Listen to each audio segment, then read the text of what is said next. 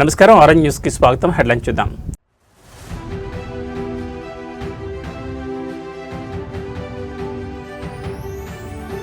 కేరళ ఎన్నికల బరిలో Revanth Reddy Congress star campaigner గా దూకుడు.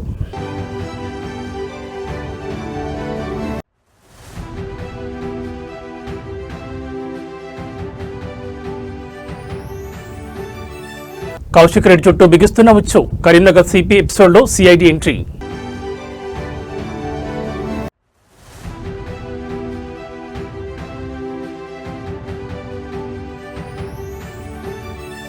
దద్దరిల్లుతున్న పశ్చిమాసియా. యుద్ధ జ్వాలలో ఇరాన్, అమెరికా.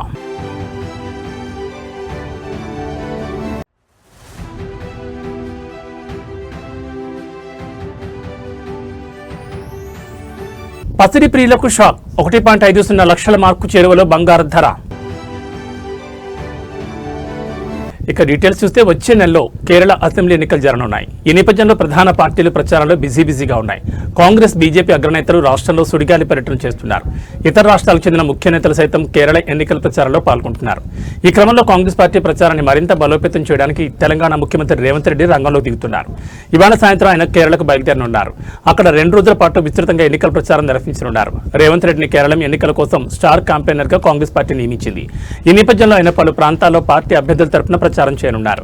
ఆయన ప్రచారం పార్టీకి కొత్త ఊపు తీసుకొస్తుందని నేతలు భావిస్తున్నారు. ఇదిలా ఉంటే తెలంగాణకు చెందిన మరో కీలక మంత్రి శ్రీధర్ బాబు కూడా కేరళకు బయలుదేరనున్నారు.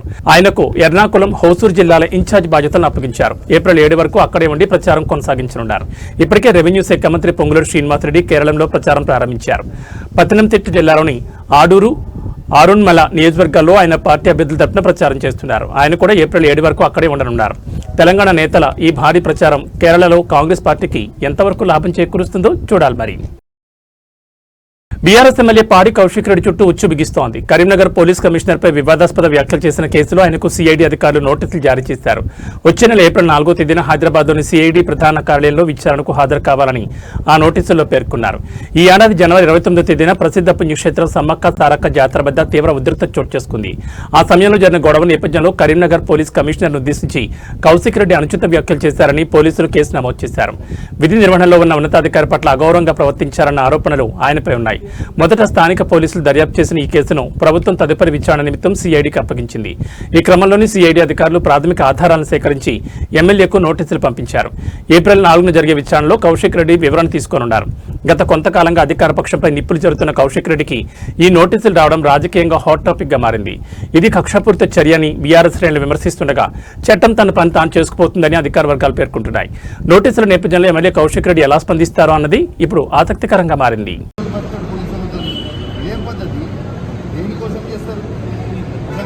తప్పేంటి, నేను చేసిన అన్యాయం ఏంటి? ప్రజల కోసం బరాబర్ ఆ క్వారీలో ఇబ్బంది అవుతుంది. ఇల్లీగల్గా నడుస్తుంది క్వారీ. అది రేవంత్ రెడ్డి బేనామీ, సీతక్క బేనామీ, కడియం శ్రీహరి బేనామీ, ఎమ్మెల్యే నాగరాజ్ బేనామీ. వాళ్ళ బేనామీలకి కొన్ని ఇందులో రాస్తున్నారు. ఇదేం పద్ధతి? అసలు ఇదేం నాకు నోటీస్ ఇవ్వకుండా మీరు ఎట్లా అరెస్ట్ చేస్తారు? రేవంత్ రెడ్డి చెప్తే మీరు అరెస్ట్ చేస్తారా? రేవంత్ రెడ్డి చెప్తే మీరు అరెస్ట్ చేస్తారా? రేవంత్ రెడ్డి ఇదే కాదు కదా. రేవంత్ రెడ్డి మీ జీతం మీద రేవంత్ రెడ్డి ఇస్తలేదు కదా. ఇదేం పద్ధతి? ఇది పద్ధతి కాదు కదా. ఇదేం పద్ధతి? ఇది పద్ధతి కాదు కదా. ఇది పూర్తిగా అన్యాయం. రేవంత్ రెడ్డి గారు పెట్టుతున్న అక్రమ కేసు ఇది. కమలాపూర్ మండలంలో గుండేడ్ గ్రామంలో ఇల్లీగల్ మైన్ నడుస్తూ ఉంది. ఇది ఆయన రేవంత్ రెడ్డి ఆధ్వర్యంలో సీతక్క, తర్వాత కడియం శ్రీహరి, ఎమ్మెల్యే నాగరాజ్ గారి బెనామీ.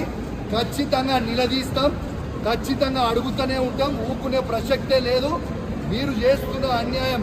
ఇల్లీగల్ మైనింగ్ నడుస్తుంది అక్కడ. కేవలం 2.5 హెక్టర్స్ మాత్రమే ఉంటే ఇలా ఆడ ఇల్లీగల్ మైనింగ్ 20 ఎకరాలలో చేస్తూ ఉన్నారు. గుండేడ్ గ్రామ ప్రజలందరికీ కూడా చాలా ఇబ్బంది అవుతూ ఉంది. గుండేడ్ గ్రామ ప్రజలు మొత్తం కూడా ఇబ్బంది పడుతూ ఉన్నారని చెప్పి కూడా ఈ సందర్భంగా తెలియజేస్తా ఉన్నాను. ఆ ప్రజలు ఇలా హెల్మెట్లు పెట్టుకొని మరి వైసీపీ నేత మాజీ మంత్రి కాకాని గోవర్ధన్ రెడ్డికి ఆంధ్రప్రదేశ్ హైకోర్టు నోటీసులు జారీ చేసింది. బెయిల్ షరతులను ఉల్లంఘిస్తున్నందున ఆయన బెయిల్ రద్దు చేయాలని కోరుతూ సర్వేపల్లి టీడీపీ ఎమ్మెల్యే సోమిరెడ్డి చంద్రమోహన్ రెడ్డి దాఖలు చేసిన పిటిషన్పై నిన్న హైకోర్టులో విచారణ జరిగింది. వాదనలు విన్న న్యాయమూర్తి జస్టిస్ వెంకట జ్యోతిర్మయి ఈ పిటిషన్పై సమాధానం ఇవ్వాలని కాకాన్ని ఆదేశిస్తూ నోటీసులు జారీ చేశారు. వైసీపీ ప్రభుత్వ హయాంలో నెల్లూరు జిల్లాలో ప్రభుత్వ భూమిలో క్వార్జ్ ఖనిజాన్ని అక్రమంగా తవ్వారనే ఆరోపణలతో పాటు అడ్డుకున్న గిరిజనులను కులం పేరుతో దూషించారని కాకానిపై ఎస్సీ/ఎస్టీ అట్రాసిటీ కేసు నమోదైంది. ఈ కేసులో గత ఏడాది ఆగస్టు 18న హైకోర్టు ఆయనకు షరతులతో కూడిన బెయిల్ మంజూరు చేసింది. సాక్షులను ప్రభావితం చేయొద్దని, కేసుకు సంబంధించి మీడియాతో మాట్లాడొద్దని షరతులు విధించింది. అయితే కాకాని గోవర్ధన్ రెడ్డి విలేకరుల సమావేశం నిర్వహించి ఈ కేసులో సాక్షిగా ఉన్న పిటిషనర్ సోమిరెడ్డితో పాటు ఇతర సాక్షులను బెదిరిస్తున్నారని సోమిరెడ్డి తరపు న్యాయవాది కె పల్లవి కోర్టుకు తెలిపారు.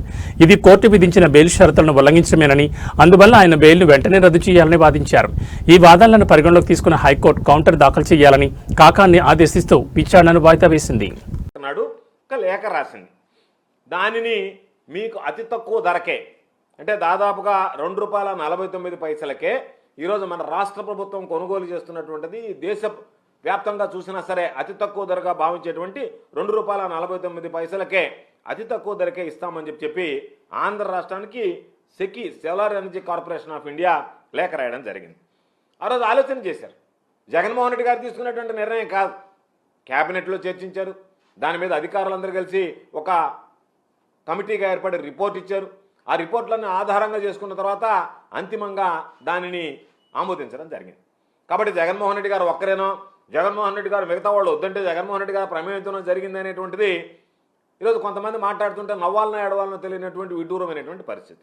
కాబట్టి 15వ తేదీ రేఖ రాసిన తర్వాత ₹2.49 మేము విద్యుత్ ఇస్తామని చెప్పి వాళ్ళు ప్రకటించిన తర్వాత జగన్మోహన్ రెడ్డి గారు ఆలోచన చేశారు.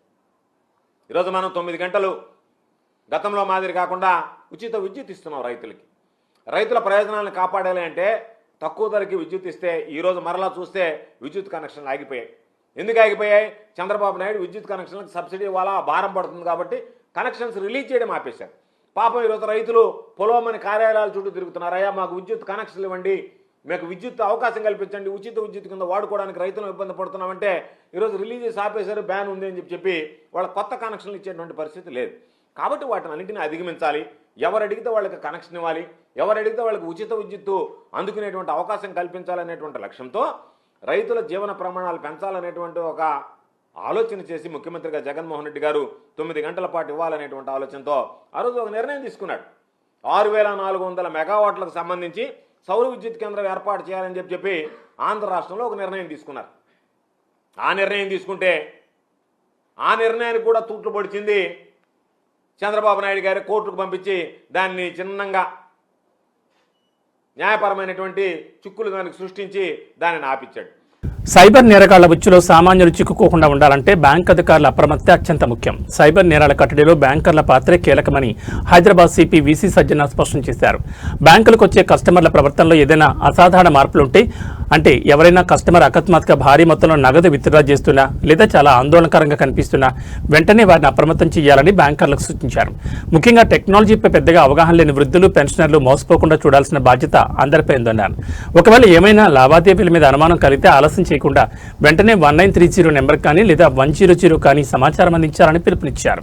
అందరికీ పేరు పేరు నమస్కారాలు. సైబర్ క్రైమ్స్ పైన చాలాసారి మీ అందరితో మాట్లాడడం జరిగింది, చాలా అడ్వైజర్స్ కూడా ఇవ్వడం జరిగింది. ఎందుకో మనం ఎంత ప్రచారం చేసినా, ప్రతి ఇంటింటికి వెళ్ళి మనం ప్రచారం చేసినా ఇంకా ఇది తగ్గలేదు. ఈ మధ్యలో నేను కొంతమంది విక్టిమ్స్ తోని మాట్లాడడం జరుగుతుంది, అట్లానే బ్యాంకర్స్ తో మాట్లాడాను, కొంతమంది తెలిసిన వాళ్ళతో కూడా మాట్లాడడం జరిగింది. చాలా మందికి మన జరుగుతున్న బయట ప్రపంచంలో జరుగుతున్న క్రైమ్ గురించి, సైబర్ క్రైమ్ గురించి అవగాహన లేదు. తెలంగాణ పోలీసు మరియు హైదరాబాద్ సిటీ పోలీసు, మన సైబర్ క్రైమ్స్ టీమ్స్ ప్రతిసారి కూడా ఏదో ఒక ఆఫెన్స్ అయినప్పుడు, మనకు ఎవరినో అరెస్ట్ చేసినప్పుడు మనము ప్రెస్ రిలీజ్ చేయడం జరుగుతుంది, అడ్వైజరీ ఇవ్వడం జరుగుతుంది. మన electronic plus print media friends కూడా చాలా కవర్ చేస్తున్నారు. వాళ్ళందరూ కూడా ధన్యవాదాలు తెలుపుతూ ప్రజలందరూ కూడా వాళ్ళు ఇచ్చే ప్రతి ఒక్క కేసుని క్షుణ్ణంగా మీరందరూ కూడా చదవాలి, వేరే వాళ్ళకి చెప్పాలి. ఎందుకంటే ఇది మనము ప్రజల చైతన్యవంతం అయితేనే ఈ సైబర్ క్రైమ్స్ ను మనం ఆపొచ్చు, లేదంటే లేదు.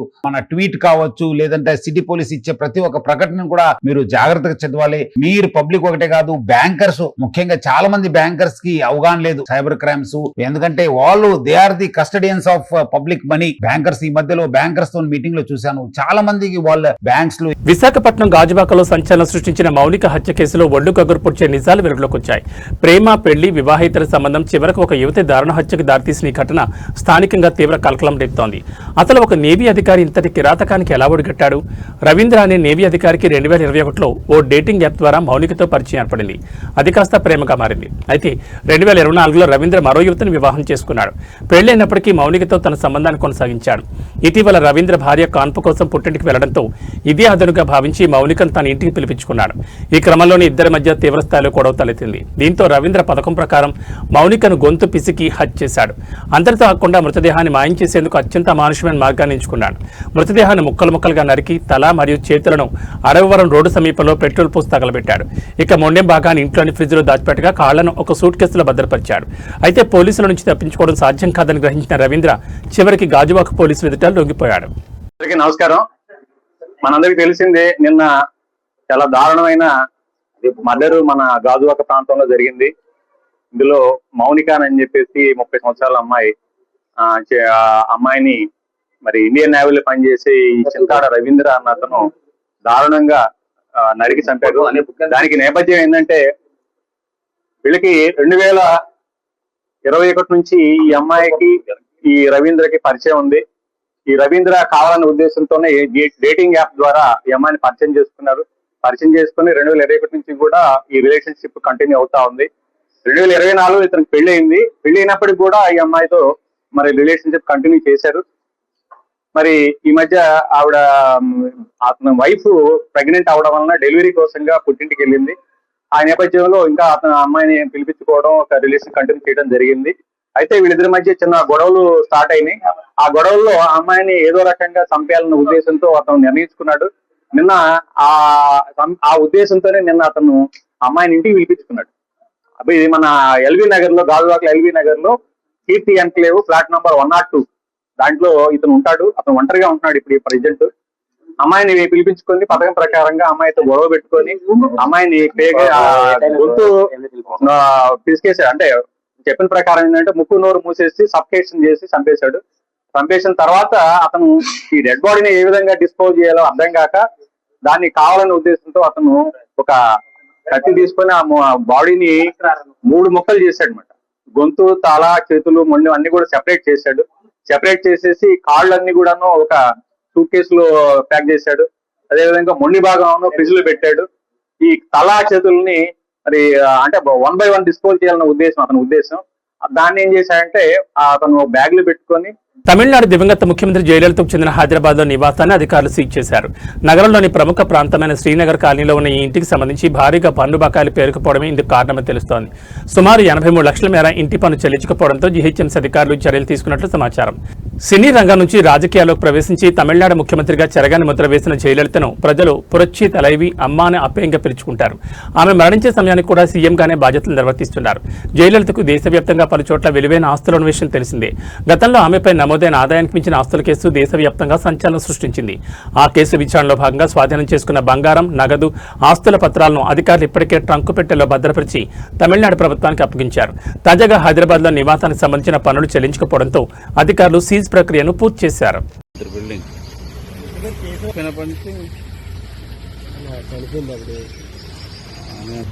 అది కట్టడం లేక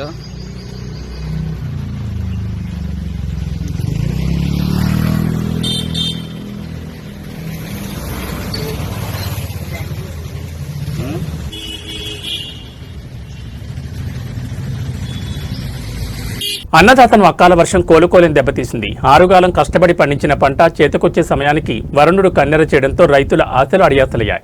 జనగామ వ్యవసాయ మార్కెట్లో వేల క్వింటాళ్ల మొక్కజొన్న వర్షపు నీటిలో తడిసి ముద్దవడం ఇప్పుడు అందరినీ కలిచివేస్తోంది. జనగామ మార్కెట్ యార్డ్లో ఎటు చూసినా నీళ్లే కనిపిస్తున్నాయి. సరైన డ్రైనేజ్ సౌకర్యాలు లేకపోవడంతో మార్కెట్ కాస్త చెరువును తలపిస్తోంది. అమ్ముకుందామని రైతులు తెచ్చిన వేల క్వింటాళ్ల మొక్కజొన్న కుప్పలు వర్షపు నీటిలో కొట్టుపోతున్నాయి. యార్డ్లో తగినన్ని షెడ్ల సౌకర్యం లేకపోవడమే ఈ నష్టానికి ప్రధాన కారణమని రైతులు ఆగ్రహం వ్యక్తం చేస్తున్నారు. కళ్ల ముందే తాము పండించిన ధాన్యం తడిసిపోతుంటే ఏం చేయాలో దిక్కుతోచక రైతులు కన్నీరు మున్నీరవుతున్నారు. ప్రభుత్వం తక్షణమే స్పందించి తేమ శాతంతో సంబంధం లేకుండా తడిసిన మొక్కలను కొనుగోలు చేయాలని డిమాండ్ చేస్తున్నారు. అలాగే భవిష్యత్తులో ఎలాంటి నష్టాలు జరగకుండా మార్కెట్ యార్డులలో షెడ్ల సౌకర్యాన్ని పెంచాలని కోరుతున్నారు.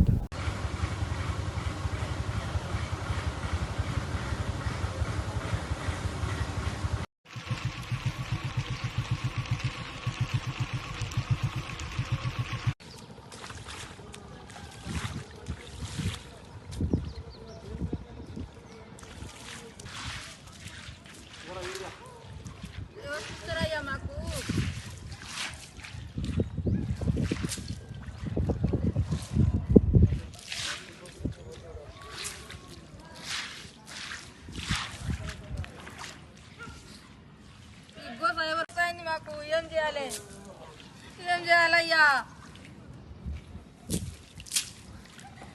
గోసాతోటి చేసినాం కానీ ఏం లేదు, నీళ్ళల్లో పాలు చేసినాం.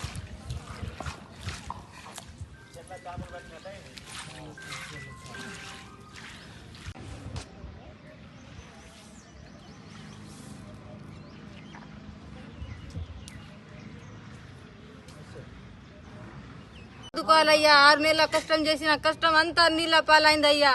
మాకు మా పిల్లలు జల్లలు మేము దీని మీదనే ఆధారపడి బతుకుతున్నాం అయ్యా. మాకు ఆదుకోవాలయ్యా, మీరు పుణ్యం ఉంటుందయ్యా, ఆదుకోవాలి. ఎంత కష్టం చేసినాం, నీళ్ళతోటి రాత్రి వాన వస్తే మొత్తం నీళ్ళు నిండినాయి అయ్యా. మాకు ఆదుకోవాలి, ప్రభుత్వం ఆదుకోవాలయ్యా. ఎండబోసినాం రా, అనుకోకుండా రాత్రి వర్షం పడి మొత్తం తడిసింది మొక్కలు. మా పరిస్థితి ఎట్లా? మాకు గవర్నమెంట్ సాయం చేయాలి. మా గోసలు ఎట్లా, మా బాధలు ఎట్లా, పని మొత్తం పెట్టుబడి పెట్టి మాకు గోస మా పిల్లలు ఎట్లా బతకాలి, మేము ఎట్లా బతకాలి? మేము ముసలోళ్ళు పని చేసి మేము చచ్చిపోయినాం, ఎట్లా బతకాలి? మేము మొత్తం తడిసింది మొక్కలు. రాత్రి అనుకోకుండా వచ్చి మొత్తం ఆగం అయింది.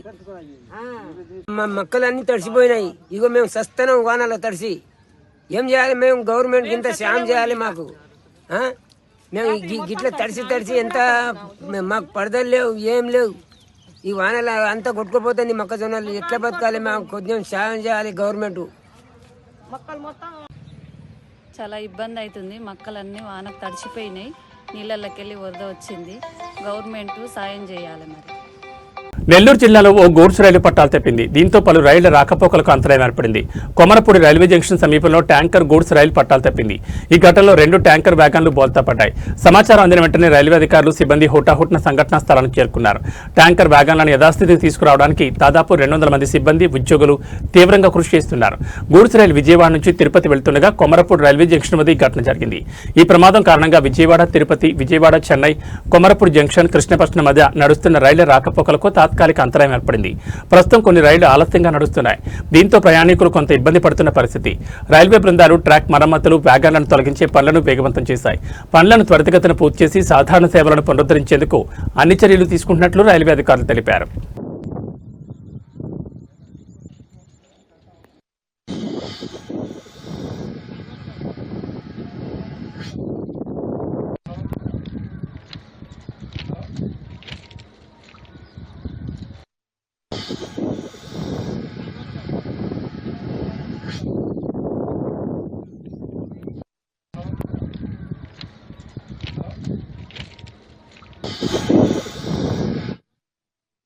వేసవికాలం వచ్చేసింది. చల్లచల్లగా ఏదో ఒకటి తాగాలనిపిస్తుంది. కానీ మీరు తాగే లస్సీ లేదా తిని ఐస్ క్యాండీ ఎంతవరకు సురక్షితం? భాగ్యనగరంలో వెలుగు చూసిన ఈ ఘటన వింటే మీరు షాక్ అవుతారు. అపరిశుభ్ర వాతావరణంలో ప్రాణాంతకమైన కెమికల్స్ కలుపుతూ ఐస్ క్యాండీలు, లస్సీ తయారు చేస్తున్న ఒక కేంద్రాన్ని గోల్కొండ టాస్క్ ఫోర్స్ పోలీసులు రట్టు చేశారు. ఎటువంటి ట్రేడ్ లైసెన్స్ కానీ, ఫుడ్ లైసెన్స్ కానీ లేకుండా గుట్టుచప్పుడు కాకుండా సాగుతున్న ఈ దందాపై పోలీసులు మెరుపుదాడులు నిర్వహించారు. నిర్వాహకుడు సయ్యద్ ముషరఫుద్దీన్ ప్రజల ప్రాణాలతో చెలగాటమాడుతూ హానికరమైన రసాయనాలను రంగుల కోసం, రుచి కోసం వాడుతున్నట్లు పోలీసులు గుర్తించారు. ఇలాంటి కల్తీ ఆహార పదార్థాల పట్ల ప్రజలు అప్రమత్తంగా ఉండాలని అధికారులు హెచ్చరిస్తున్నారు. నిందితుని అదుపులోకి తీసుకున్న పోలీసులు ఆ కేంద్రాన్ని సీజ్ చేశారు.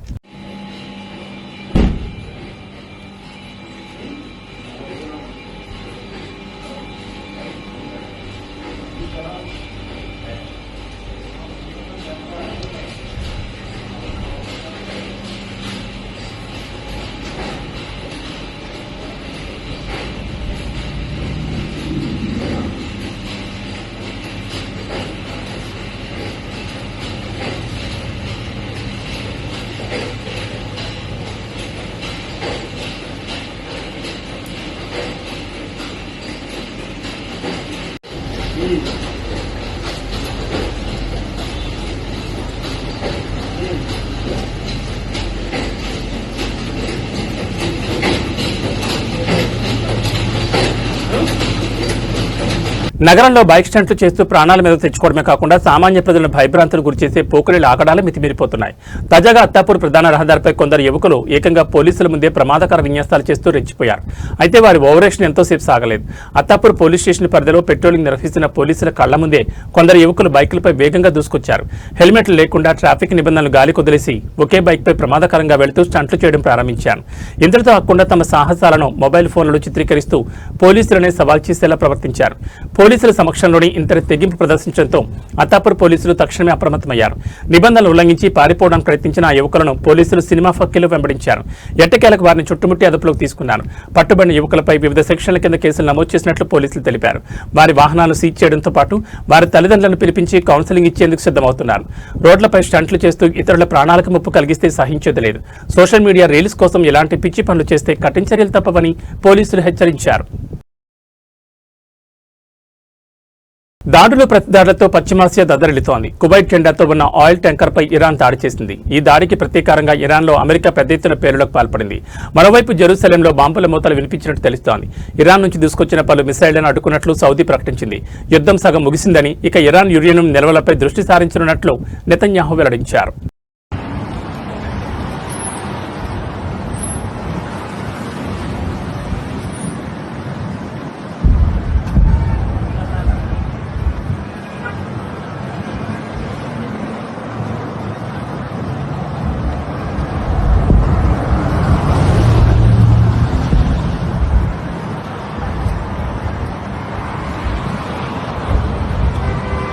పసిడి ప్రియులు కొనుగోలుదారులకు బంగారం ధర షాక్ ఇచ్చింది. మంగళవారం ఉదయం బులియన్ మార్కెట్లో 24 క్యారెట్ల బంగారం 10 గ్రాముల ధర 1030 పెరిగి 1,49,290కి చేరింది.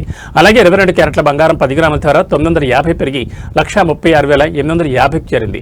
మున్ముందు పెళ్లిళ్లు చేసుకునే జంటలు బంగారం కొనుగోలు చేయాలంటే కాస్త ఎక్కువ ఖర్చు చేయాల్సిన పరిస్థితి నెలకొంది. కాగా వెండి ధర మాత్రం కాస్త రిలీఫ్ ఇచ్చింది. కిలో వెండిపై 5,000 తగ్గింది. ప్రస్తుతం వెండి ధర 2,50,000గా ఉంది. సాధారణంగా డాలర్ పెరిగితే బంగారం తగ్గాలి, కానీ ఈ రోజు పరిస్థితి వేరుగా ఉంది.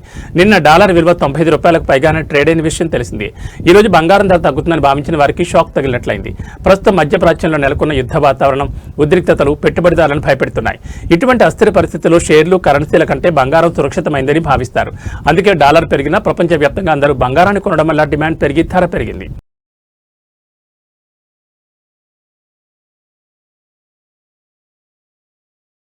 ఇవి బులెటిన్ విశేషాలు. మరో బులెటిన్లో మళ్ళీ కలుసుకుందాం. నమస్కారం.